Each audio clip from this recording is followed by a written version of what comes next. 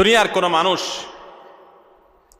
কোনো মানুষ কোনো পুরুষ যদি কোনো নারী জন্ম দেয় এবং কোনো মেয়ে জন্ম দেওয়ার পর সে মেয়েকে যদি উত্তমভাবে লালন পালন করে, তাকে সুপাত্রস্থ করে, তার ভরণ পোষণ ব্যবস্থা করে, তার প্রতি সদাচরণ করে, মেয়ে হিসাবে তাকে তুচ্ছতাচ্ছিল্য না করে, ছোট না করে, তার হক নষ্ট না করে, এরকম যদি নারীদের সাথে সুন্দর আচরণ করে, তো আল্লাহ রাব্বুল আলামিন ওই পুরুষদের জন্য জান্নাতের গ্যারান্টি দিয়েছেন।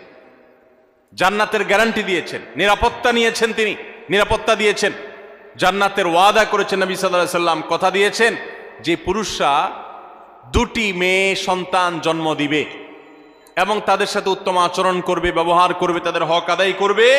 নবী করিম সাল্লাল্লাহু আলাইহি সাল্লাম তাদের জান্নাতের জিম্মাদারি নিয়েছেন, জান্নাতের দায়িত্ব নিয়েছেন। দুনিয়ার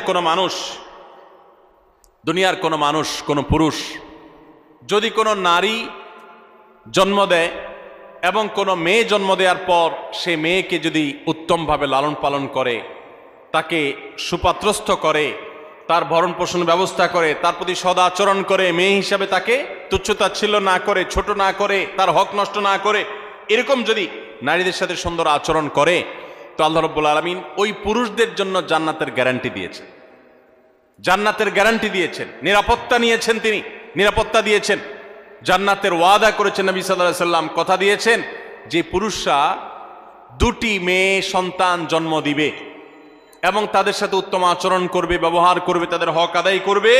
নবী করিম সাল্লাল্লাহু আলাইহি সাল্লাম তাদের জান্নাতের জিম্মাদারি নিয়েছেন, জান্নাতের দায়িত্ব নিয়েছেন।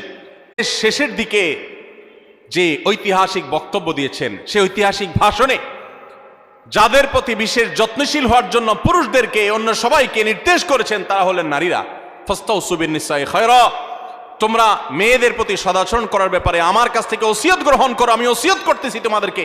নবী সাল্লাল্লাহু আলাইহি সাল্লাম নারীদের প্রতি সদাচরণ করার ওসিয়ত করে গেছেন, এটা নারী জাতির জন্য গৌরবের বিষয়।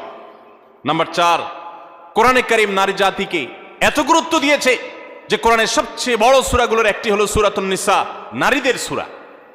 সূরায়ে নাজিল করেছেন আল্লাহ তাআলা নারীদের সূরা বলে। পুরুষদের সূরা বলতে সূরাতুর রিজাল বলতে কোনো সূরা নাই, নারীদের সূরা বলতে সূরা আছে। শুধু তাই নয়, কোরআনে কারীমে এই সূরায় যেরকম নারীদের অধিকার, তাদের জন্য উপদেশ, তাদের প্রতি অন্যদের কর্তব্য, তাদের সংশ্লিষ্ট বিধিবিধান আলোকপাত করেছেন, ঠিক একইভাবে কোরআনে কারীমে আরো অনেকগুলো গুরুত্বপূর্ণ সূরা, কয়েক পৃষ্ঠাব্যাপী যে সমস্ত